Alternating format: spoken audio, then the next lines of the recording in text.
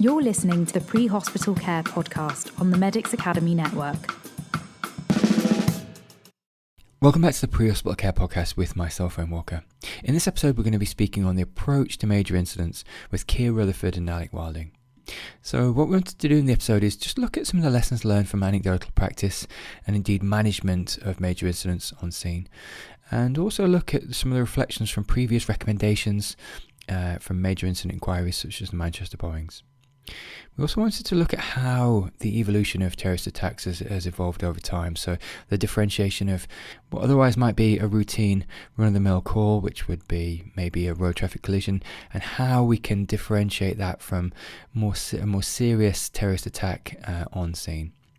I also wanted to look at the initial approach to triage, how that should be done, so the integration of some of these recent tools such as 10 Second Triage algorithm and the Major Incident Triage Tool, and also look at the level of enhanced care at scene. So how should that be performed? What should the ceilings of care be on scene? And indeed, how should the interplay of the casualty clearing station work on scene? So we also wanted to look at this concept of team of teams and interdisciplinary working. So working with other responders such as the police, fire brigade, and indeed other emergency services. So to do this, I have Keir, Rutherford and Alec Wilding with me. Keir is an advanced paramedic practitioner in critical care. He's also a flight paramedic with London's Air Ambulance. Alec is also an advanced paramedic practitioner in critical care, and he's also the EPRR, so the Emergency Planning, Resilience and Response Lead for Festival Medical Services. So these are a charity providing medical events or indeed medical cover for complex and large events such as Glastonbury. He's also a specialist paramedic for Hampshire and the Isle of Wight Air Ambulance. So just before we kick off with the episode, I just wanted to let you know this is going to be part of 2 episodes, as there was far too much really to go at within one episode. So this episode is about 60 minutes long, and we're going to release another one next week with the other end of this conversation. I really do hope you enjoy. Welcome both to the podcast. Hi, Owen. Thanks for having us on. Yeah, thanks, Owen. Morning. So I wanted to start by just getting your reflections on practice within major incidents. So maybe if you could both speak to your reflections and indeed experience within major incidents. And maybe Keir, if I could get you to go first and then Alec. Yeah, I think my experience is I've been in the ambulance service for 19 years this year now. I think I moved to the LAS from an external trust in 2015. So I think really all my experiences around these types of incidents have predominantly been in London. And I think coming from another service, and I've grown up in London, but I found that working in London and certainly in a kind of critical care role, both as an APP, but also then later on with LAA, it's a very unique place to work. With a very unique high kind of tempo of patients and critically sick and injured patients. And London's got a long-standing history of major incidents, which it's been able to kind of build itself up from its experiences to learn from.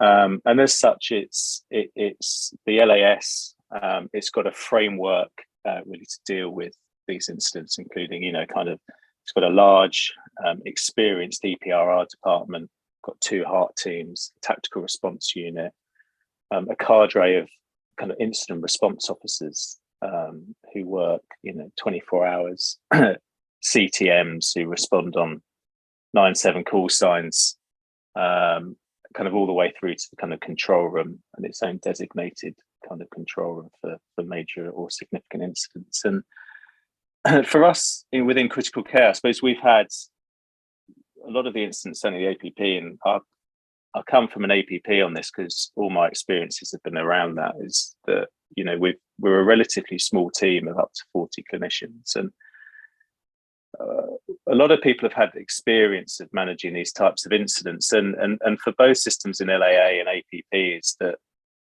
we've had high exposure to kind of real world experiences that we've learned from. And that's kind of shaped the way that we practice. And clearly in kind of from November 2016 through to 2017, we saw a large number of major incidents and significant incidents, including the Croydon tram crash, London Bridge, Westminster Bridge, Grenfell. I suppose for me, my reflections, the incidents I was involved in, both from EOC and operationally, were London Bridge, Croydon, Fishmongers Hall, as well as some other significant incidents. I suppose my take-home points that we'll talk a bit about later is that the importance of that first 20 minutes, your performance under extreme stress and fear as well. The importance of clinical leadership by senior clinicians, the importance of walking the scene, and also really about not all P1 patients are the same, and that some P1 patients are sicker than the others, and some are actively dying. I think I'll talk later about really perhaps that kind of approach to that patient group and how we identify them. And finally, we have to understand the disease process of the patients that we're seeing. And not just because it's the major incident change the way we care for them. And we should do really what we do day in, day out for them. Certainly in London, around penetrating trauma, we promote really short on scene times to move into hospital. And we probably should have to try and remember that. And Alec, yourself? Yeah, I think similar to Keir, actually, I came from an ambulance service outside of London in 2012, joined London, and yeah, very different. I remember I went from a sort of a more rural ambulance service to obviously a very busy London urban area, and I remember, yeah, it certainly took a while. It took like the first year to get used to the higher tempo of work, the higher volume of critically injured and ill people, and there's just more of everything, I think, in London. And was really fortunate to have been given really good what I felt at the time was, really thorough, really helpful, useful training in sort of major incidents, and just to give me an idea of what to expect, really. And then I think in 2015, 2016, maybe I was a team leader at Brixton and Oval, and completed the bronze commander course. So the majority of my sort of training in this sort of stuff started then, and completed the bronze commander course. And that really set me up. I felt really prepared for the next year, when I found myself at Westminster Bridge quite early on as the incident was sort of unfolding. But again, sort of reflecting and looking back on it now, having done the course, relatively recently before having found myself there, it really gave me the tools and gave me an idea of what to expect. And even though you can never really, I think, really sort of fully expect to be in that situation, or what you might have to, what you might need to do, I certainly, looking back on it now, I'm really grateful for the training that I had. And yeah, and similar, as Keir said, with sort of now doing the APP role, and obviously having been to some other sorts of complex and challenging incidents, I think it's funny, we talk about major incidents, and actually, like, it's just a term, it's just this defined term, and there's been a lot of significant incidents in London and around the country as well, that never get sort of, they never quite tip that threshold into being a major incident, but can be really challenging. I think when we talk about this stuff, they kind of sometimes get overlooked. And I think what's good now is that, particularly in London, I think we're really good at ramping up early. And I know some of the stuff that seems to be more commonplace in practice now, things like people giving ethane reports to a like an RTC, relatively simple RTC would still give an ethane report, and getting used to that reporting mechanism. And just, I think everyone's now understands the concept of, it's easier to ramp up early and scale down than, to be, I think perhaps when I started, maybe apprehensive about declaring a significant incident or a major incident. It seems like can feel like quite a big thing, but actually it's just a term that will, get you a then defined response. I think that's the really important thing when we're talking about major incidents. They don't, I think they're often associated with a really, really bad day at work, and it's not obviously to detract away from the fact that a lot of major incidents inherently by their nature, involve sadly lots of people being horribly injured or becoming really unwell or even dying. But there's been other major incidents that the ambulance service has been part of that have been challenging but not been the same. So there's the Stratford Olympic pool incident a little while ago where 200 people were evacuated and as a result of a chlorine gas leak, and lots of people had shortness of breath, and that's challenging to respond to, it's challenging to manage, but at the same time, these are good opportunities to put all this teamwork stuff into action. And yeah, I think we're very lucky in London. We've got a lot of resources, there's a lot of training, and a lot of people who we're lucky to have learnt from their experiences. Who've walked down that path in the past and either made the mistakes or are here to talk about their experiences, so we can all sort of learn from them. So yeah, like yourself, Owen, obviously, with your experiences, I think it's good to have these conversations. But yeah, they're my sort of personal reflections, I think, from the last 11 years in London. So Keir, just looking at what Alex just said there about, the lessons learned about ramping up early and escalation of resources, in the contemporary climate, we in the not too distant past had the Manchester bombings report, and indeed there is more focus now on major incidents more than ever. Could you maybe speak to some of the changes to our approach, and indeed emerging themes which have come forth from some of these contemporary reports? I think my kind of takings around the initial kind of care, I think that's what you're asking, I think, Owen, on that, is that and it's not just from Manchester, but probably through multiple incidents, including things like the Derek Bird shootings. It's about the access to patients in potentially in situations that might potentially have safety implications. And for me, I think one of the big reflections I took from my experiences around the need to actively the importance of reducing preventable death and accessing a certain cohort of patients that we know are critically ill and need rapid access to them and intervention to keep them alive, followed on by evacuating them quickly and progressing them through the scene to definitive care.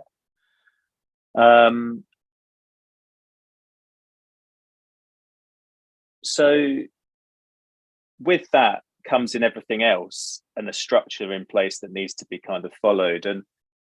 But I suppose, like, my takings really from certainly looking at Manchester is absolutely that kind of delay to getting to some patients, and really that kind of lack of situational awareness, or the kind of loss of situational awareness, and that only three clinicians ever found themselves treating patients in the city room, one APP and two heart paramedics.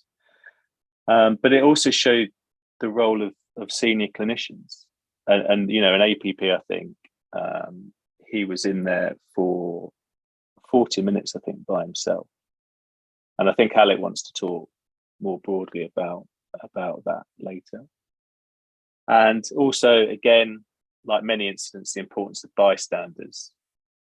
But it also showed reoccurring themes around extrication and moving patients, and perhaps some kind of that perhaps didn't go as well, and that the kind of how patients were moved.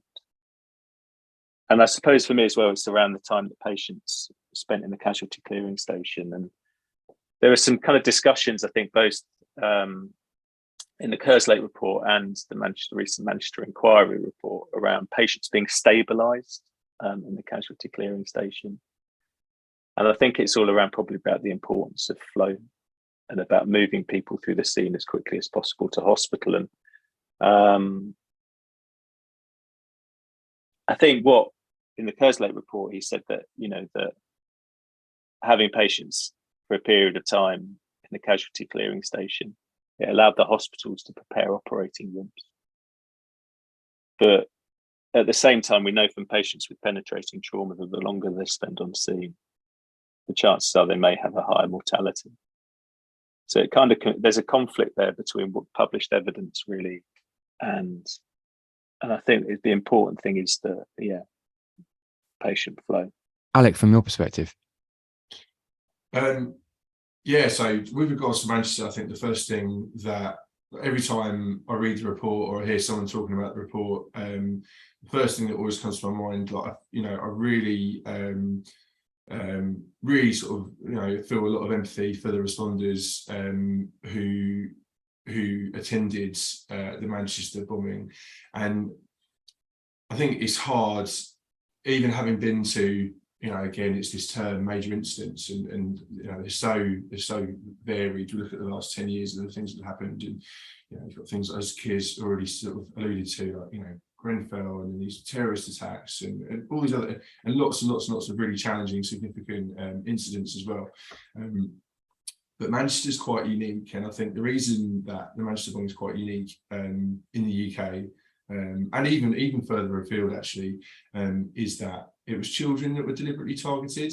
And I think it's really hard to imagine turning up to something like that and there being so many young people with such serious, horrendous injuries. And I think the reason it's significant is the moral injury from that is always going to be really high. It's not something we've seen in London where children have been deliberately targeted. I know, obviously, there was the Wimbledon incident a couple of weeks ago, which very much sounds like, I know it's all still early days yet, but this is still different again. But I think the real kind of injustice would be for all of us who work in the emergency services. The real injustice would be to not talk about this stuff and not learn the lessons and not look at this. So it's good. I think it's good to talk. It's really important that we talk about it. And as Keir said, from my experience, I think from listening to lots of people like Keir talk about his experiences at London Bridge and the other APPs and the HEMS teams that have been to these big incidents, the one thing that's really clear is that the first 20 minutes of any incident like this is critical, not just to dictate the flow, as Keir was talking about, but also when it comes to making those decisions to stop preventable death. And that's the one thing from Manchester that really came out, is that this there's this concept of decision inertia, wanting to wait for more information that may not even come before being able to make a decision. And I think again, from my experience talking to other people, there's that need for rapid decision making, and in an ideal world, it's commanders are going to be making that jointly and together, but it's also, I think, really important to accept that that's not always possible, and often if you can see something that needs doing and you're going to make that dynamic risk assessment yourself, then there's a job to do and we need to crack on. It's also unlikely that any other service is ever going to say that it's safe. I can't imagine a situation when the fire service, the police are going to turn up and be like, yeah, it's safe, you guys can go on in. It's just, I think these are they're sort of almost false narratives that we want to have to reassure ourselves. But the reality is, the buck's got to stop somewhere. And I think a lot of the time that's us, but it has to be dynamic. And that's not to say that people should go rushing into situations, but there's the concept of the what if trap. And at Manchester, there was this concern around a second device, but there was no credible evidence of it at all. So I think it leads to needing to rely on gut instincts, but also to mitigate the what ifs. And there's tools in place that commanders use, like Eric PD and this sort of stuff. But I guess speaking from experience, Keir and I both attended the Brixton Academy incident in December, and I turned up very early on. I was in control when the call came in, and was dispatched to it quite early. As soon as it became clear it was something out of the ordinary, and lots of calls from the police saying lots of people were being crushed. And again, it was all very, as you know, from being in control. And I guess this is as well just speaks to the importance of that early reporting on scene, being in control and seeing these reports coming from the police of 1,000 people being crushed, you kind of think, there's something not quite right here, or it's hard to really imagine, what is this all just, no disrespect to our colleagues from the police, but is this the police? Perhaps something's happening, and there's obviously it's stressful, and they're making requests for ambulances, but actually is it just a large crowd, or is there something a bit more nefarious going on? So I dispatched myself to it without any real sort of kind of like, oh, I'll wait and see when I got there. Parked a couple hundred meters up from the academy, and I could see lots of people coming, sort of heading towards the car. Crowd seemed at that point relatively calm, but as I moved closer, it was clear. And I think most people would have seen the videos now, they're all in the public forum. And it was quite a large, angry, volatile crowd. And it's one of those moments where you kind of have your inner Ralph Wiggum moment, where you sort of think on the back of the bus, like, I'm in danger.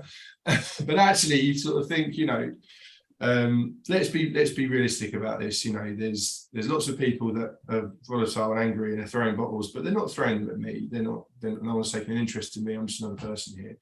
And what I do know is there's been reports of people being given CPR inside the foyer, and the foyer is right there, and there's a police officer with his baton out, and he's gesturing for me to come forward and help. They're there having bottles thrown at them, and it's not a pleasant situation, but we're all okay. Like, I can go in a little bit further and have a look, and if at any point I feel like suddenly I'm at risk, or I can always just turn around and go back. And I went into the foyer, and then in the foyer we had what I've sort of referred to as a little protective bubble of the few police officers that were there, administering care to sadly the people who'd been injured in the crush. And and I think, and I was very cognizant of what had happened at Manchester, because I could have just sat in the car.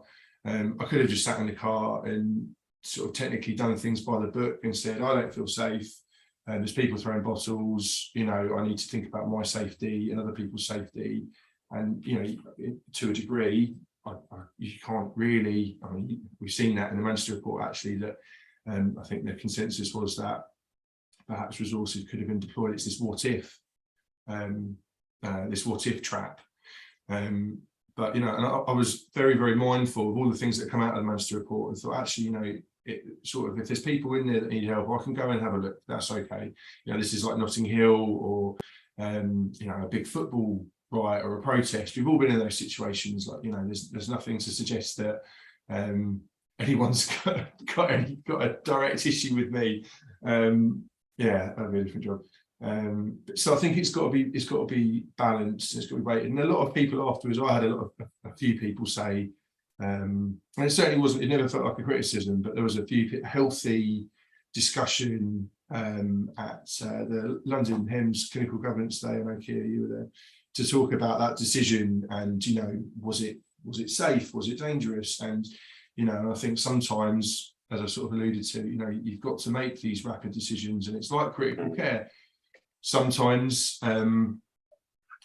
you might get it wrong, and if you get it wrong, there are opportunities for us to learn from, and and hopefully get better. But I think the sort of almost the worst thing would be to enter into this decision inertia, not make a decision, and then actually find out that had I sat in the car and there were two people who'd asphyxiated in an air complex PA that we could have maybe done something for, and that opportunity and that window of opportunity going. And so that's sort of my. I don't know, Keir or any, like, obviously, your experience from 770, and how does that relate to how you felt on the day? And because again, these are very, as we sort of talked about, these are very different incidents. A lot of people being crushed in a volatile crowd is very different to multiple explosions going off. Did you even, when you first arrived at 77, were you aware of what else was going on in London? It must have been very much at the forefront of your mind, or was it not? I don't know. Yeah, very interesting you say that, Alec. I think there is this almost analysis or paralysis by analysis, and indeed like you said, sequential information coming at you. You never have the full picture. To Keir's point about how early intervention and early decision making is absolutely prudent. You can never quality assure there's never a secondary device. We absolutely, to your point, actually, Alec, about making decisions of risk benefit analysis just briefly as you go in to do some triage, and certainly in 7-7 in Aldgate and in King's Cross, it was about this rapid triage and actually going into a carriage with another colleague to actually share the decision making. Priority 1, priority 2, yeah, priority 1, let's go, and that sequential clearing. But actually the craving for knowledge, you almost is, yeah, you have to put that to bed, because you're just never going to get that full picture. You're only going to get a certain amount of situation awareness, and like you say, you have to move and make decisions based on that, and that presupposition in the future has to be exactly the same. We're never going to have the overall picture until the incident's done, and there's always that segmenting graph, isn't there? The longer you wait, the higher the physical and probably the moral injury, and the pathology reveals itself more and more over time, but actually the mortality increases. So actually, the earlier the intervention with a certain level of appreciation of risk, then it's beneficial. I don't know how that lands with yourself, Keir. Yeah, I think with my experience, certainly the one I talk to most is about London Bridge, really, and around being dispatched as the initial kind of response to what was a single patient in traumatic cardiac arrest on the bridge, and then very quickly finding myself in what at the time was really an evolving, still an ongoing terrorist attack, and finding yourself in a very unique situation so early that you hadn't prepared for, because your mindset has very much been on one patient, and suddenly finding yourself in feeling considerable fear and threat for your safety and your life as well. I think certainly in the first 20 minutes of that job, with ongoing shooting by the police, and not really being aware of who was actually shooting at the time. But then I think it's, as working in London and working as APPs, you become quite used to working in complex and challenging environments that can often be fast changing and often aren't necessarily always what you think they're going to be when you arrive. And I think kind of talking about safety, I can really remember, we know a lot of incidents are over quite quickly. We know London Bridge was over within 8 minutes. I think Westminster was over very quickly. And when we look at a lot of incidents around the world, generally they have a short time where there's an active threat. And we know, like Manchester, when they looked at it, and they actually, if you turned to zoning by 2250, it was actually a cold zone. And I think for me, kind of reading the scene, engaging situational awareness, and I think I was probably I can look at London Bridge and I think I can kind of, like, reflecting on it afterwards, subconsciously using people as an indicator for active threat.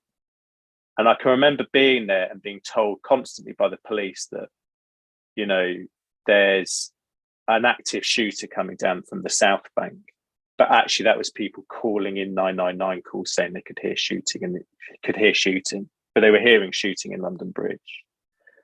Or they were finding IEDs, or there's a hostage situation, or there was an IED in the van. And I think the fog of war, like you say, Owen, you're never going to truly, truly know what the genuine kind of risk to safety is, as opposed to what might be perceived, because the fog of war, that's going to happen. There's so much information, it's so chaotic. And it's interesting, I think, like, we probably look at a lot of those incidents around what happened in 2017, and we talk about safety, which is critical. And, it's really important. We have a duty of care to our staff, and we have a duty of care to patients. but how many members of staff were actually injured?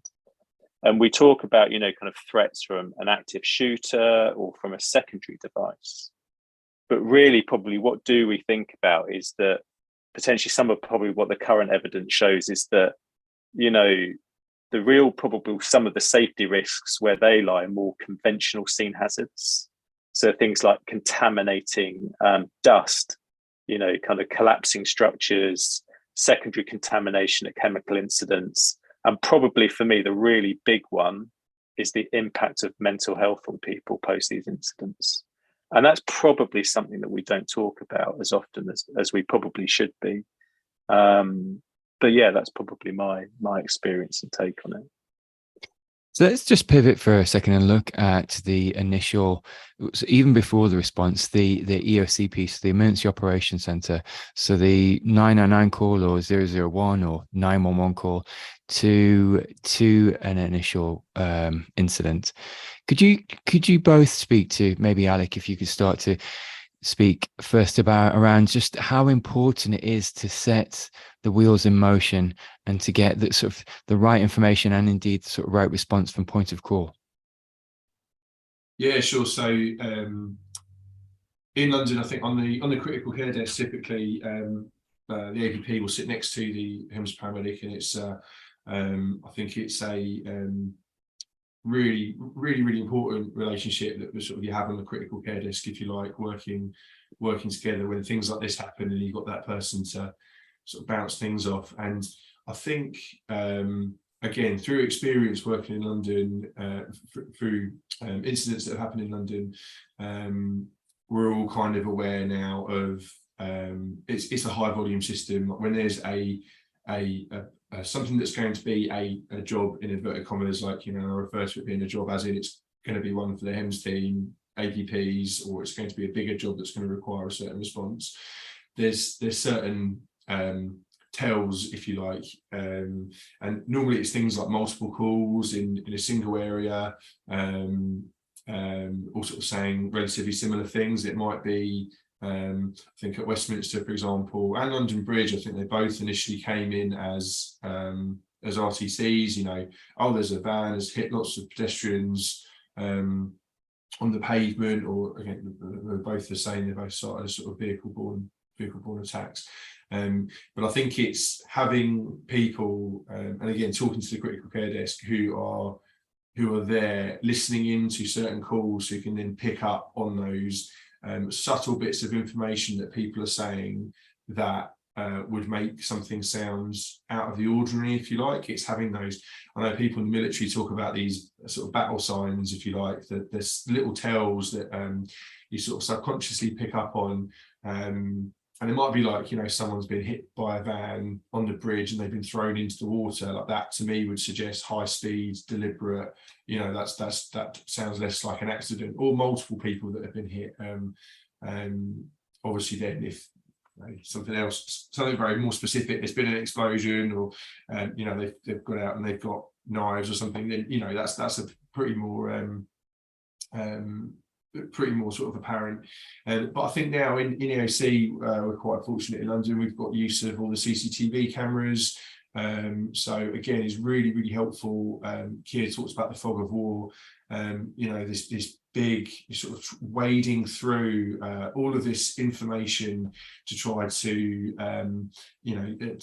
pinpoint exactly the bits that you need to know, because even though we talked about earlier, it's good to ramp up early and set up, get all these things in process. And it's not just major incident, sending 20 ambulances and 4 officers. It's opening up a separate area of the control room so particular people can go in there to manage the incident separately, so that business as usual in London, the capital, it's busy, can still continue. It's so that the scheduling teams can look at the rostering for people that are going to be coming in later that night. So our colleagues who work in the logistics department can think about moving ambulances, because they're going to be all over the place, and there's people that need to come in for their shift at 6 o'clock. it's a big mechanism, and even though it's important to declare early to ramp up, it's, as we were sort of alluding to earlier, it's a technical term that will then trigger a response, and it's much more than just sending a few ambulances and the HEMS team and an APP. It's massive, but it's all there for a reason. So I think, going back to call taking, and obviously certain things can happen that we would declare a major incident from the control room. I'm trying to think of some examples, if there has been any recently, where it's been, I guess, something like, it sounds horrible to even think of, but a large plane crashing near Heathrow. If you had reports and information of that coming in, it would be safe to declare a major incident from the control room. And certainly there's been significant incidents that have been declared from the control room, as information has come in, high-rise fires where multiple London Fire Brigade appliances are going. So yeah, I think, and that's evolved over time. That's been something that has evolved an awful lot, I think, in the last 10 years. But yeah, again, at the same time, I sit here and I say I think this is something that we do well in London, and maybe that's not something that we say very often, and maybe we should. We're very lucky in London. We sort of have a lot of people with a lot of experience this sort of thing, and have a lot of experiential learning. But at the same time, there's absolutely no place to be complacent and sit here and say, oh well, aren't we great? This is a constant process of looking at what we do, and is this the right thing, and learning from other people, and looking at the Manchester report and thinking, is this something that, how would we mitigate this stuff? How can we do better? And I know you're going to touch on some aspects around triage as well. There's still some further change coming in over the next year, which I think is really good. But absolutely, all roads lead to control.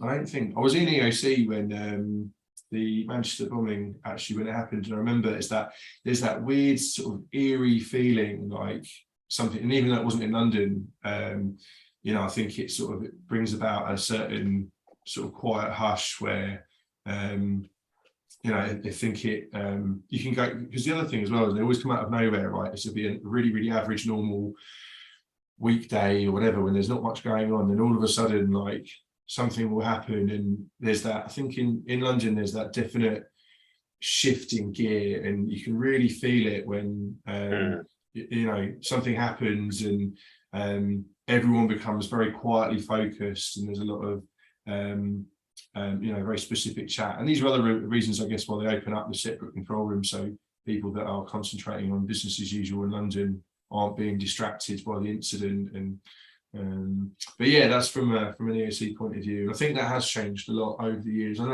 know. And does that you've obviously spent you were in London before both me and Keir started. Is that something that, has that always been the case, or does that feel like it's something that's changed? Yeah, I think over time, as you said, Alec, it's been iterative and lessons learned from different incidents. And to yours and Keir's point, it does start with a good sense of information gathering and a semblance of how is this escalating quickly? What's the aggregation of cause? What's the demographic of cause in one area? And indeed, you're right, a sense of, a picture speaks 1,000 words, right? So if you can get some CCTV evidence, or if you can get a good SAM link, which we never did have, but it's about piecing information together quickly, trying to talk yourself into it rather than talk yourself out of an early dispatch, but with, as to Keir's point, having safety as a hierarchy priority. So I having sometimes a lower threshold rather than a higher threshold, because I think we've all sometimes talked ourselves out of dispatching on incidents whereby you look back and you think there was some really key piece of information there, and actually I probably should have seen through dropped my biases and sent early.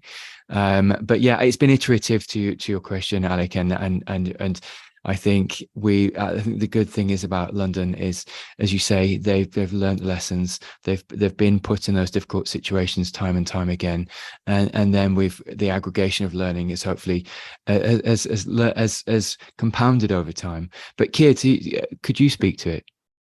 Yeah, I think I've had experiences of Croydon and Fishmongers Hall. I was on the desk, as well as for probably another other kind of significant incidents where kind of multi-patient incidents. And I think it's a really, really privileged position to be in, and especially in the control room, because being able to listen into calls, you can start to really gain situational awareness very quickly. And I was for Croydon, I was on the desk, I was on the APP desk, and a friend of ours, James, was on the HEMS desk at the time when he was back on secondment there.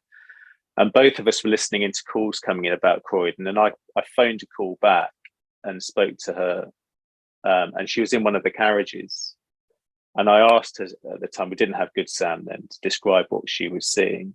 And from that information, we both knew it was going to be a major incident, and we both knew we could start ramping up what we needed to do before certainly the first resources arrived and declared it. But already in place, we were gaining information and situational awareness. And I think Good Sam now is a game changer. I think I've used it on several occasions at multi-patient RTCs, and certainly at a gas explosion in a building a couple of months ago, where if you get a really good caller and it's safe to do so, they can walk the scene for you and you can actively see what's happening. So before anybody's even got there, you fully know in the control room, you have a good idea about what's happening. And the control room's fundamental in improving situational awareness. And some of that came out in the London Bridge recommendations and an inquest around how information around patients is gained and kind of interpreted. And we have to also really, I think, pay respect to our colleagues on the desks, take the call takers. They do some phenomenal work, and certainly know that some of it must be pretty harrowing to have to do, certainly through Grenfell. And they're the beginning point of reducing the kind of care gap, because they locate patients, they know where they are, and also they can start giving airway kind of advice, and also managing hemorrhage, and also providing reassurance to patients and bystanders. So we can talk about clinicians, but also we have to think about the first point of contact to our colleagues in call taking, who do a pretty amazing job in this situation, especially the fact that they are not on scene, and that must be very difficult. But yeah, I think the control room's a fundamental start to how an incident is kind of progresses. And I think from what you've both said, London's had a lot of experience around that. To your point, actually, Keir, I think, like you said, I think the forgotten element, and one of the most important elements, is the call taking, because it's the collection and sequential aggregation of data, of valuable information to enable clinicians to respond, but also that vicarious trauma, whereby they're the most emotive part of a call, and it's the flowed emotion which they have to consume and indeed try and lay out in a sequential fashion, so there is some semblance of information which we can respond by, but that piece is really essential. And actually looking after call takers retrospectively after an incident like this is absolutely key, because that element of moral injury is probably very extremely prevalent. But just pivoting and looking at the adage of triage. So I think to your point, to both your point, it's fundamental from a point of call and that flow of information back and forward to the control room, because it's a table tennis, the updated methane, the ethane sequential. So there has to be this reciprocity of flow of information to enable further resources to be dispatched to scene. But just so we've now got to scene, and there's been an early dispatch, there has been good information gathering, there's been that chat which Alec mentioned between maybe a specialist responder such as an advanced paramedic and indeed maybe a flight paramedic on the desk. You've just been dispatched early on. Let's now look at the adage of triage, because triage has changed over the past few years. There's really been a few tools now which have really adapted to maybe the needs and the compounded lessons learned. Maybe, Keir, if you could speak to initially how triage has changed over the past couple of years. It's probably worth looking historically, I suppose, at triage and at kind of learning. As I think we've often spoken about learning all the way through this, is about actually how has triage been used on multiple incidents in the past. And probably what some case studies show is that actually it's never been truly done necessarily how it should be. And I think instances shown kind of a wide variation in how triage has been undertaken. And that's been from kind of modifying triage kind of processes or no triage at all. And for example, at the 2013 Boston Marathon bombing, under 1% of patients were actually formally triaged. And the kind of subsequent report revealed that because the scene was considered too unsafe and that few paramedics arrived with triage tags, no formal triage was undertaken. Instead, they really just identified the most sickest patients through clinical kind of assessment and moved them very quickly. And multiple kind of mass shootings in America have shown similar uses of triage, where it's been either not used or sporadically, such as Fort Hood, the Pulse nightclub shooting in 2016, and the San Bernardino shooting. It was stopped kind of midway through or at the beginning because they felt that essentially that triage was interfering with patient care.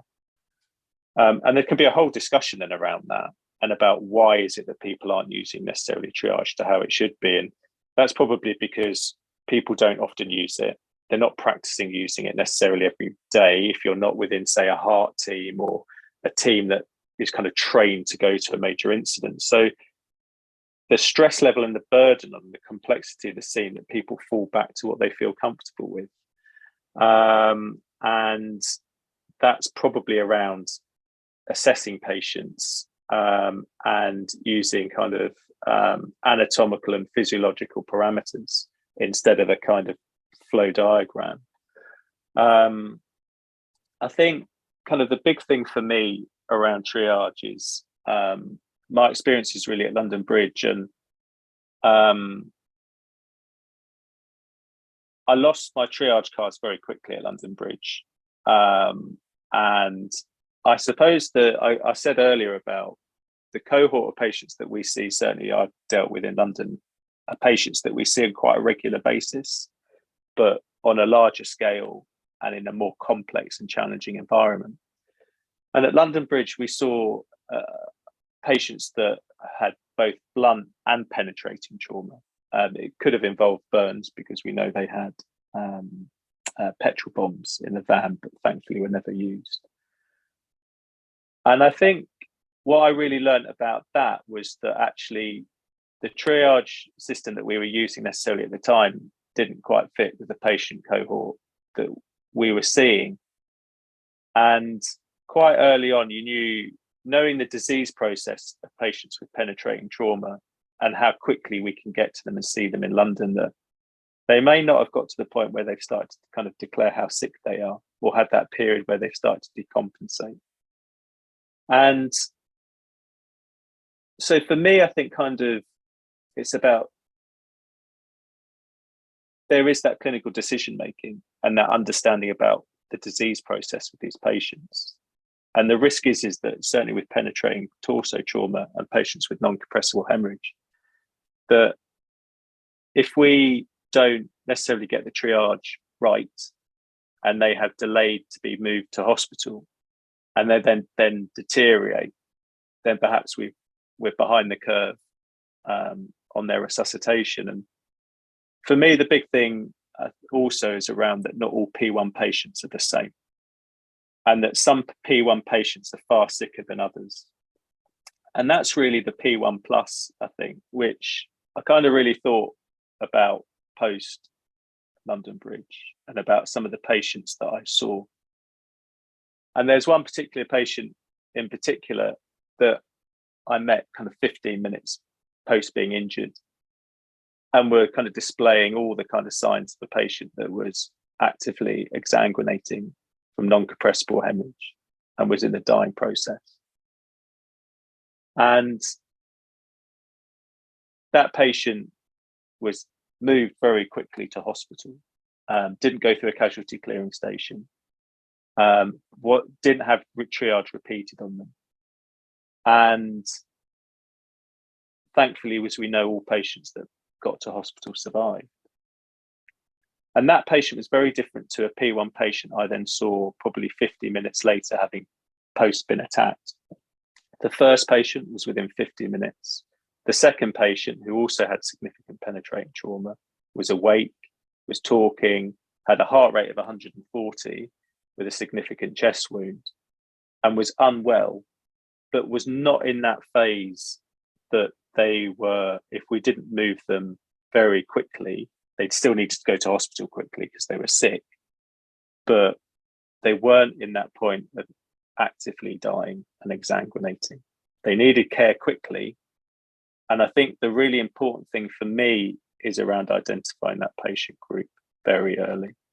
And I think that's, for me, one of the biggest lessons I've taken from major incidents and significant incidents is around how we reduce preventable death. And that is through very early on identifying the P1 plus.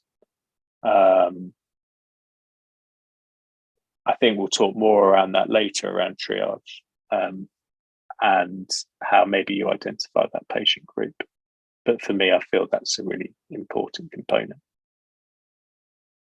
Can I just jump in there quickly? Because I think that statistic around all of the patients that were transported from London Bridge is amazing, and it's not a small number. It was, do you know, Keir, can you remember how many people that were transported with injuries who survived? It's like 50 or 60 48. people.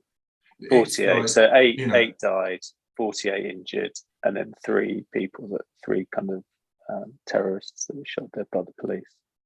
It's amazing, and just listening to you there in what you're talking about, that's, I think maybe London Bridge was one of the first major incidents where there was this, and from I debriefed some of the ambulance crews that were who had went to London Bridge, so I heard firsthand some of their experiences, and obviously, having heard you talk about it before and listening to you just then, it seems like it was the first incident where there was a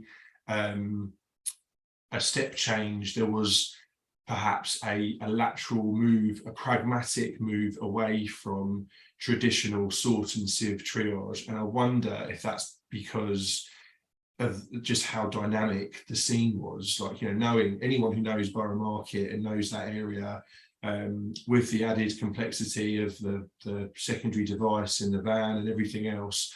But I think it's easy to look at these incidents and talk about the people who sadly lost their lives, and easy to forget actually all of the people who, you're talking about preventable death earlier, and who have survived, and maybe this is a testament as well to advanced practice, certainly in pre-hospital care, and having this mindset of, obviously, your day job, working as an APP, and being able, not only having the confidence, but the knowledge and the understanding to make these decisions. Because I can think of crews who, when we were debriefing, said that they turned up at London Bridge and there were people who had been stabbed in the chest but were up and were walking away from scene, and as they arrived, coming into the scene, were met with these people saying, "Oh, you need to help my friend." And on any other day, that's less than 5 minutes on scene, throw them in the back of the ambulance and go.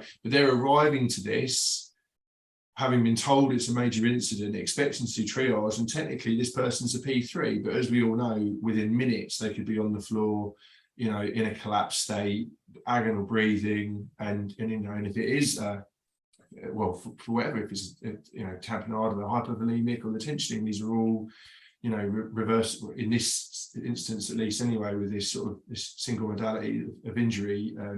We all know these people can survive.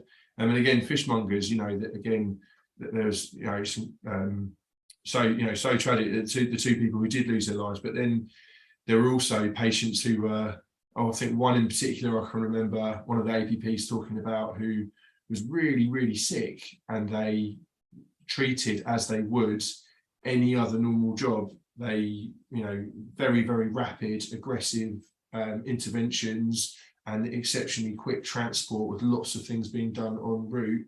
And they survived. And again, like I was talking a little bit about Brixton, and even Manchester, it's almost, I feel like the responders who turned up at Manchester, they almost did things, it was almost too by the book. Turned up first, walked in with triage cards, there were people there was lots of co-locating, people making, people trying to ascertain whether or not it's safe, and entering that decision inertia, whereas actually what you're talking about here, and reflecting on other sort of experiences in London, actually, these are good, I think these are really good examples of quick, critical decision making, which is what we do every day. And also I think as well really speaks testament to why there's a transition and a progression with coming very imminently with triage, and I know we're going to talk about that as well. I think there's so much to go at here. I think what we'll do is break this down into two parts, because we've still got the piece around how the new triage tool interacts again with maybe the major incident triage tool and the 10-second triage tool, and also looking at how we manage interdisciplinary teams and the team of teams. So I think we'll break this into two parts, but if just as we're coming to land on this part, if we could just get you to both speak to some seminal key points that from this conversation that you'd like to remind listeners of. Alec, if I could get you to speak first. Yeah, sure. So I think for me, what we spoke about already, I think really, really key not to be concerned about ramping up early. I think the sharing of information is key, and by that I don't just mean commanders, responders on scene. I mean, the call takers extrapolating all the right information. I think arriving on scene, doing early windscreen reports to relay that information back, and then sharing information on scene as well, so that people can make dynamic decision makings. I think being mindful of decision inertia and aiming to make decisions dynamically and rapidly, being aware of the major incident structure, but also the requirement to be pragmatic. But yeah, looking forward to chatting about the rest. And to yourself, Keir. So I think kind of what I've really taken from this conversation is about the importance of, from very first off in the control room to those first arriving and all the way through, is about how we gauge situational awareness and get information at each different point to help us critically think about how we're going to manage the incident and those patients. The other is really around reducing early preventable death and identifying those that are actively dying on scene, or the P1 plus patients, because not all P1 patients are the same. Some are far sicker than others. And finally then is around patient flow.